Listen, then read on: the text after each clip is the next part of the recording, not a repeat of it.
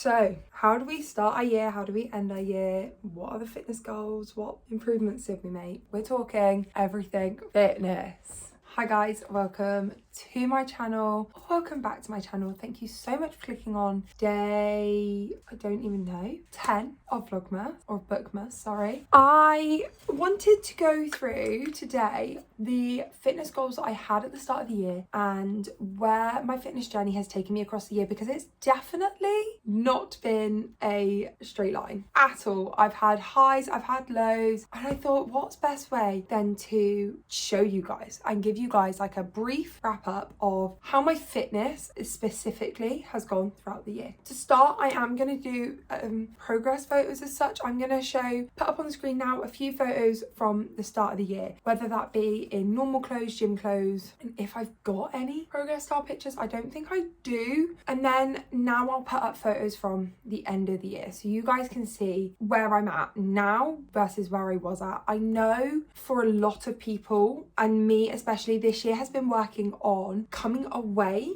from what I look like and tapping into more the other benefits of fitness, exercise, working out. So how's that happened? Because I feel like so many people go focus on what it does for your mental health, focus on goals, focus on this, but everyone starts pretty much. Most people start and get into fitness at an older age. If it's not something that you've carried on since childhood, you'll get into fitness at an older age with the beginning goal of losing weight, with the beginning goal of not feeling comfortable in your body. And I was not, like, what's the word? I also fell victim to that, basically. I started the year, at literally New Year's Eve, I was speaking to the guy that I was seeing, and we basically, and I say we, he decided that there was no future for us and nothing was going to move forward. And it wasn't great. It didn't leave me feeling great. And I lived in Liverpool.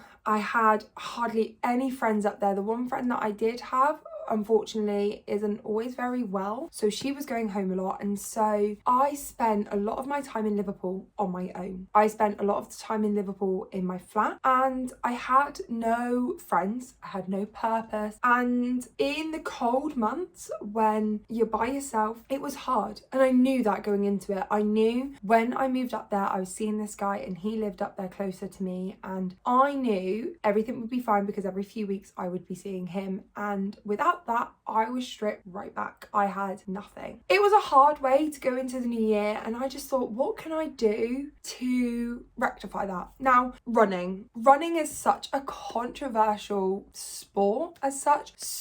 I see so many conflicting things online, or at least I used to. Now it's doing its rounds again, but I've seen so many things. It's bad for the joints, it's not great, puts too much stress on the body, and I don't particularly like running. I have very weak mental strength. I know that, I'm working on it. So for me, running consisted of, I'm gonna run a 5k, and after about 1k I go, I can't be bothered, I'm not gonna do it. My brain gave up. And so I then really struggled to find the enjoyment with running because I wasn't very good. And I unfortunately have fallen victim to being one of those people that just seemed to cruise through life and always been relatively good at most things that I've tried my hand at, because most things that I've tried my hand at have been academic. I am an academic person. I read books. I have completed my master's now, and with that comes kind of a lot of academic side of things. My brother in this family, he is the sporty person, he is the active person, so to him a lot of things with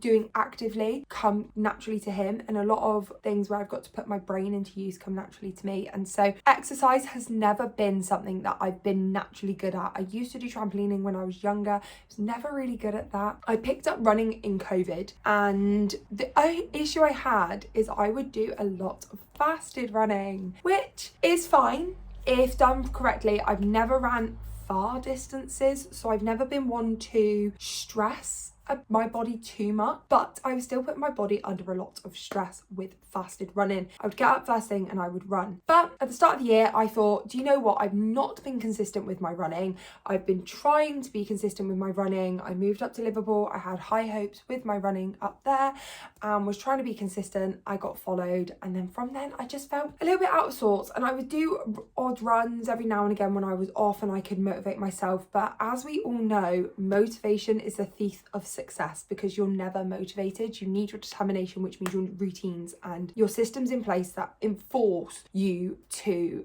get things done. So how did I do that? I joined a running group. It is that simple. In Liverpool, they have a group called Girls on the Go, and on a Saturday and a Sunday they have a running group. Now, I was very optimistic at the start of the year, and I said, do you know what, I'm going to go on a Saturday and on a Sunday. I'm going to get up early both days and go for a run and work Monday to Thursday. So on a Friday I just got my stuff done.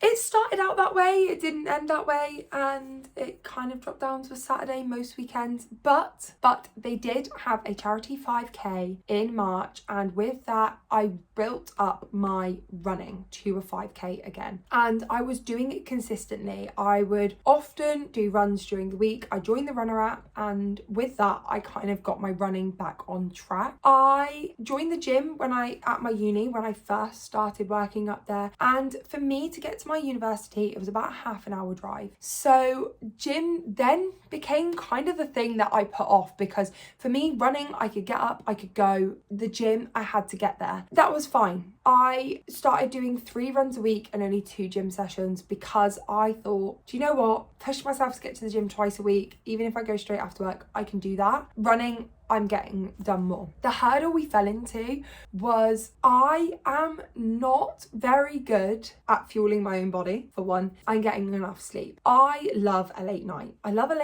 But I also really like an early morning. So I was kind of doing both, not sleeping in the middle, not fueling, not stretching, and just not putting my body in the best way to move forward. And I found with the running, I was putting my body under too much stress. And although it worked, because although it was too much stress, it worked until I got injured quite badly. I injured my leg, and it wasn't good. I think I just strained or sprained my calf muscle. But because of the pain, I had to be referred to the hospital for blood clot. Luckily, I was fine. There was never anything wrong with me. I got all the blood tests, I got tested, everything like that. Everything was fine. But I will say, if you're getting really heavy pains and really sharp pains when you're running, please get them checked out, because I didn't realise this was a concern with running until I went through this situation. So please, anything like that, it's worth getting checked out. So I got quite significantly injured. With that, I then lost my routine. With that, I lost my motivation and my determination and just everything. I lost everything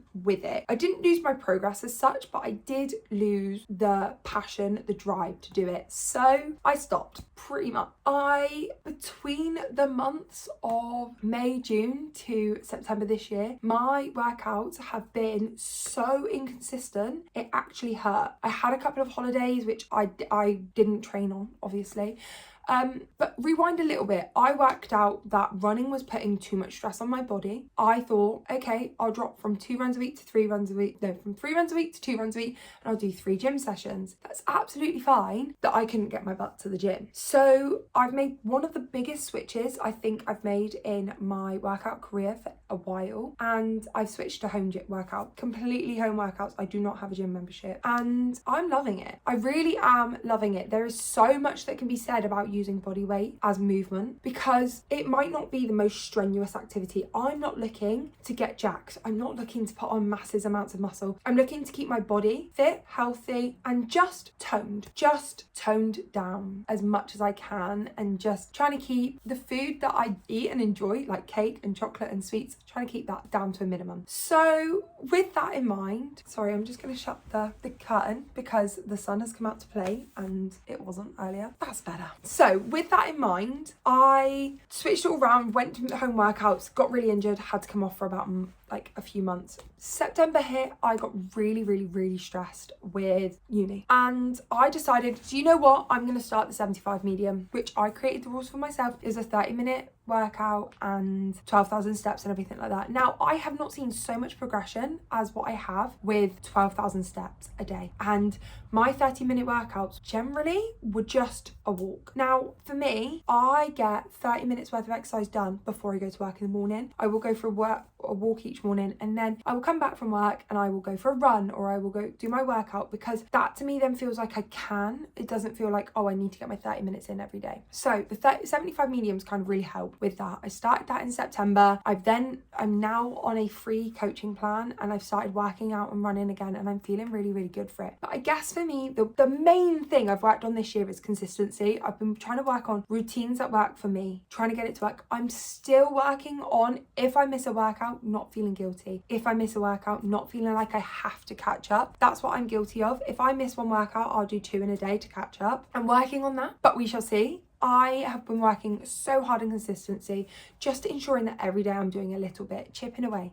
I'm just thinking of myself as I am a sculpture, stick with me. And every day I'm just chiseling away a little bit at it, chiseling away. And every day, whether I spend 3 hours chiseling away or 10 minutes, I'm making progress. And so that's all that matters. The other main thing that I feel like has impacted my aesthetic as well as also my health is my eating habit. Now, I am someone who has had a very, very, very tricky relationship with food for years. So I was never a fussy eater when I was younger. As I grew up, like into child age, so like school age, I became the fussiest eater known to man, and I am still extremely fussy.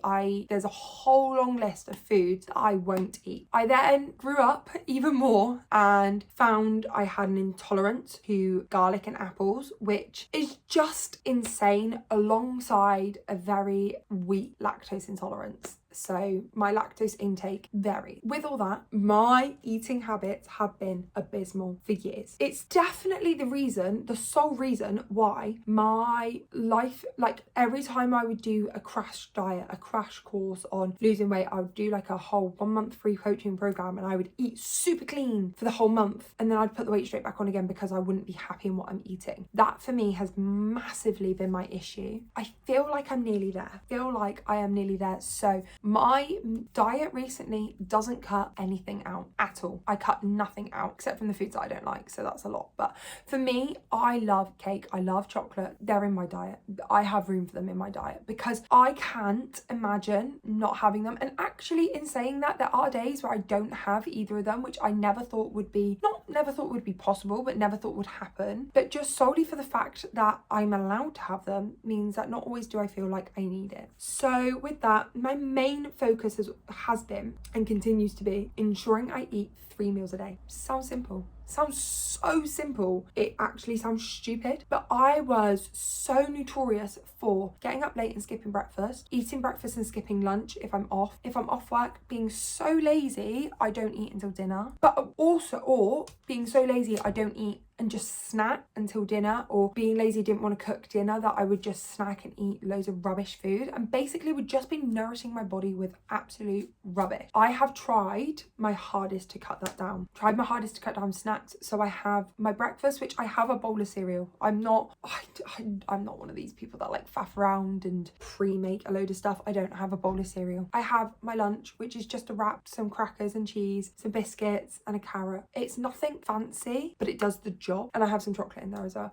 And then I have my dinner, and my dinners change on a daily basis because they can. So that's been another big thing that I've worked on this year, is just working on my nutrition, not necessarily following a diet plan. I have been following diet plans at certain times, and I have worked on my sugar intake and stuff like that. My diet that I have now is semi following a plan, but my dinners kind of vary along each day. I still go out, I still have treats, I still see my friends and go and get hot chocolates and have coffee and have cake. And I went out on the weekend and I had fish and chips for tea, and then I was so hungover the next day that I had a McDonald's for breakfast. It wasn't a McDonald's breakfast because I was woke up too late, but you know what I mean. I still eat rubbish. I'm still still not the best at that, but I'm improving, and I've seen that has made a massive difference to my energy levels, to my food hunger voices, to be honest, because I used to always think about food, and not just think about food, but crave cake and chocolate and think about it all day long, and when can I get it, and at lunchtime have to go to the shop to go and buy some, and I don't get that anymore. So that's really good. And the last thing that I've done that is always recommended, but I don't know, it's just something that helps me and my body, is I've upped my water intake, and I'm now on 3 litres of water a day. I don't think I'll up it much more from that, but who knows. I managed to drink 3 litres of water every day, along with everything else. I'm sure it adds something in. I'm not sure what the benefits of drinking that much water are. I know that it is recommended, and so I feel good about it. I don't find it that challenging unless it's a day like today where it's currently 2 o'clock and I've not drank 1 litre. That's going to be fun. But yeah, I hope you guys have enjoyed this video. It's kind of just my journey with fitness. I'm happy to do a video in the new year of my tips or what I do. I don't know. I have already got a workout video on this channel, so feel free to go and watch that. But if there's anything that you want to know, leave a comment down below, or if there's any videos or anything you want surrounding fitness, let me know.